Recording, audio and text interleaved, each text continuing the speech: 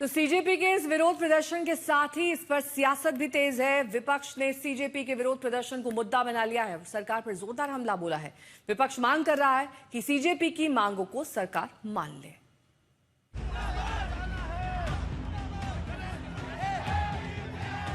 CJP के प्रदर्शन ने विपक्ष को सरकार के खिलाफ निशाना साधने का मौका दे दिया।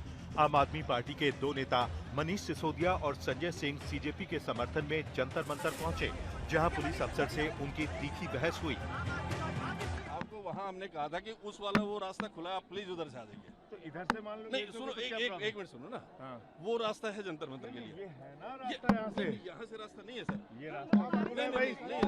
अरे जंतर मंतर बराबर आते हैं, सारे लोग आ रहे हैं। आप सुनिए मेरी बात। समाजवादी पार्टी की सांसद डिंपल यादव भी जंतर मंतर पहुंची, जहां पुलिस ने उन्हें हिरासत में ले लिया। आज पूरे लोकतंत्र के लिए, डेमोक्रेसी के लिए, इतिहास के लिए ये काला दिवस के रूप में मनाया जाएगा। आप मीडिया रिपोर्टर्स हैं, पुलिस वाले भी, उनकी आंखों में शर्मिंदगी दिख रही थी, लेकिन अपनी ड्यूटी के कारण अपने बैचेस निकाल के आए थे। गुंडे बने हुए थे कुछ पुलिस वाले तो सहयोग कर रहे थे, लेकिन कुछ पुलिस वाले बिना वर्दी के आए थे और बच्चों को मारा है, बच्चों को करंट दिया है। और जहाँ रूल होता है कि आपको टांगों में मारना चाहिए, बच्चों की छातियों पे मारा है। इधर संसद के गलियारे में भी सीजेपी के प्रदर्शन की गूंज सुनाई दे रही थी। इससे बड़ा अहंकार क्या हो सकता है सरकार को? और जब बच्चे यहाँ आए हैं, छात्र, नौजवान, युवा जब यहाँ आए हैं और वो चाहते हैं सरकार कोई सुने, सरकार में अहंकार कितना कि सुनना भी नहीं चाहती है। सुनना तो दूर, अगर वो लोकसभा यहाँ तक आना चाहें अपनी बात कहने, तो लाठी और जो अन्याय कर सकते हैं, जो प्रताड़ना दे सकते हैं, वो दे रहे हैं। बड़े बड़े इश्यूज हैं, आप डिस्कस करने के लिए राजी नहीं है और बच्चों पे आप टीयर गैस कर रहे हो और उनकी पिटाई कर रहे हो। किस लिए? बच्चे हमारे। कांग्रेस पूछ रही है कि अपना हक मांगने वाले युवाओं पर लाठीचार्ज क्यों? क्या मांग कर रहे हैं? अपने भविष्य की मांग कर रहे हैं, अपनी भविष्य सुरक्षित रहे उनकी मांग कर रहे हैं। तो ऐसे नौबत में लाठीचार्ज की क्या जरूरत है? विपक्ष सरकार पर हमलावर है, लेकिन सरकार से जुड़े नेता अलग सुर साध रहे हैं। अगर कुछ प्रॉब्लम है तो अच्छी तरह से डिस्कस करना चाहिए, इंस्टेड ऑफ ऐसे प्रोटेस्ट करने से तो कुछ काम नहीं होगा। अब जो जंतर मंतर पे हो रहा है वो विद्यार्थियों के नाम पे राजनीति हो रही है। अलग अलग पॉलिटिकल पार्टियां अपनी राजनीति चमकाने का काम कर रही है। इन सब बयानों के बीच सीजेपी का प्रतिनिधि मंडल स्वास्थ्य मंत्री जेपी नड्डा से मिला। ये तभी की तस्वीरें हैं। सीजेपी ने अपने ज्ञापन में 3 मांगे रखी हैं। नंबर 1, सोनम वांगचुक को रिहा किया जाए। नंबर 2, धर्मेंद्र प्रधान को हटाया जाए या उनका इस्तीफा हो। नंबर 3, नीट पेपर लीक की वजह से आत्महत्या करने वाले छात्रों के परिवारों को 1-1 करोड़ का मुआवजा मिले। सोनम वांगचुक जी को तुरंत रिलीज किया जाए। धर्मेंद्र प्रधान जी का रेजिग्नेशन तो अब आना ही पड़ेगा। और तीसरा, जो नीट के फैमिलीज है, जो बच्चे मर गए हैं 20 से ज्यादा, उन फैमिलीज को 1 करोड़ का मुआवजा मिले। इस ज्ञापन के बाद सीजेपी के प्रतिनिधि मंडल ने भरोसा जताया है कि सरकार उनकी मांगों पर विचार करेगी। आज तक ब्यूरो। वहीं लोकसभा में नेता प्रतिपक्ष राहुल गांधी एक वीडियो जारी करके मोदी सरकार पर हमला बोल रहे हैं। राहुल गांधी ने अपने संदेश में सरकार को युवा विरोधी बताया। This country has a majority of young people. Prime Minister Modi is the most anti-youth Prime Minister India has ever had. The boys and girls who are walking the streets of Delhi are not criminals. They are demanding their rights. Their rights are to have an education system that respects them, to have an education system that is fair, to have an education system that is working. There's absolutely nothing wrong in what they're doing, and it's disgusting what the government is doing. और आज ही से संसद का monsoon सत्र शुरू हुआ, मगर सत्र की शुरुआत होते ही हंगामा शुरू हो गया।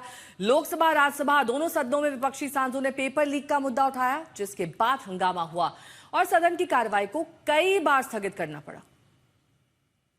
समय देता हूं, सार्थक चर्चा हो, संवाद हो। गवर्नमेंट मारने की कोशिश कर रही है। संसद की मर्यादा नहीं बनती है। मॉनसून सत्र की शुरुआत हुई और सदन में विपक्षी सांसद जमकर बरसे। सदन नहीं चलाना चाहते। लोकसभा की कार्यवाही शुरू होते ही हंगामा शुरू हो गया। बार बार कार्यवाही स्थगित करनी पड़ी। मुख्य मुद्दा था पेपर लीक का। नीट एग्जामिनेशन अगर हुआ है और उसमें अगर ये धांधली हुई है तो उसके लिए जिम्मेदार कौन है? क्रेडिबिलिटी किसकी है? किसको ये तैयारी करनी थी? आप विश्व गुरु बनना चाहते हैं, दुनिया में आप कह रहे हैं अमृत काल है, लेकिन आपके मंत्री आप नहीं हटा पा रहे हैं। लोकसभा के साथ राज्यसभा में नीट पेपर लीक का मुद्दा छाया रहा। राज्यसभा में भी जमकर हंगामा हुआ। राज्यसभा में नेता विपक्ष मल्लिकार्जुन खड़गे ने पेपर लीक का मुद्दा उठाया। सर, ये स्टूडेंट का मामला है, ये स्टूडेंट का मामला है जो लाखों बच्चों की जो भविष्य है, उनके भविष्य के बारे में मैं बात कर रहा हूं। और उसके लिए आज यहाँ जंतर मंतर पे हजारों बच्चे वहां पर आए हैं। नीट पेपर लीक का मुद्दा सिर्फ संसद के भीतर ही नहीं, संसद के बाहर भी गूंजा। समाजवादी पार्टी के नेताओं के साथ तख्ती लेकर डिम्पल यादव ने मार्च किया। वी वांट कि छात्रों की बात सुनी जाए, क्योंकि अब पानी जो है सर से ऊपर से निकल चुका है। देश के लिए जहाँ किसान, चाहे हमारा एनवायरनमेंट हो, चाहे हमारे युवा हो, सभी परेशान हैं। और ये सरकार कोई भी बात यहाँ सुनने को तैयार नहीं है, कोई भी रिफॉर्म्स लाने को तैयार नहीं है। इन तमाम हंगामों के बीच कानून मंत्री अर्जुन राम मेघवाल ने लोकसभा में सुप्रीम कोर्ट न्यायाधीशों की संख्या संशोधन विधेयक 2026 पेश किया। इस विधेयक के पास होने के बाद देश की सर्वोच्च अदालत में जजों की संख्या बढ़ जाएगी। इस बिल का मकसद सुप्रीम कोर्ट के जजों की संख्या एक्ट 1956 में और संशोधन करना है। प्रस्तावित कानून का मकसद केंद्र द्वारा जारी उस अध्यादेश की जगह लेना है जिसके तहत सुप्रीम कोर्ट में जजों की स्वीकृत संख्या 33 से बढ़ाकर 37 की गई थी। आज तक ब्यूरो। और इससे पहले प्रधानमंत्री नरेंद्र मोदी ने संसद भवन के बाहर अपने संबोधन में कहा कि ये सत्र काफी ऐतिहासिक है। इस सत्र में सरकार कई अहम बिल लाने वाली है। साथ ही पीएम ने विपक्षी दलों से सकारात्मक रवैया अपनाना और सदन की कार्रवाई को सुचारू रूप से चलाने की अपील भी की। और अपने ही संबोधन में प्रधानमंत्री राहुल गांधी का नाम लिए बिना उन पर निशाना साधा। पीएम ने कहा कि 28 साल के नौजवानों ने अंतरिक्ष में देश का झंडा गाड़ दिया। मैं 56 साल के युवा की बात नहीं कर रहा हूं। जहां तथ्य होते हैं, जहां तर्क होते हैं, वहां तूफान के लिए जगह नहीं होती है। अगर तर्क मजबूत है, तथ्य मजबूत है, तो शांत चित्त से भी अपनी आवाज को बुलंद बनाया जा सकता है। मैं आशा करता हूं तर्क और तथ्य के साथ सदन की चर्चा को समृद्ध किया जाए, हर आवाज को अवसर मिले, हर विचार को सम्मान मिले। ये संसद की हमारी भूमिका है।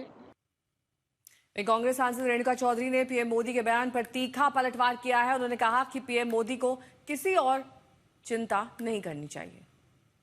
आप अपना छाती का चिंता रखिए, आपका 56 इंच का छाती है ना, आप उसका ख्याल रखिए। हवा उतर रही है, इतना पाप करने के बाद मानसून क्या भगवान भी बख्शेगा नहीं हमें? लूट मची है, चंदा चोरी हर मंदिर में, तो ये मानसून का ये बड़ा माहिर है वे, असली मुद्दों से हटकर ये नॉनसेंस बताते हैं।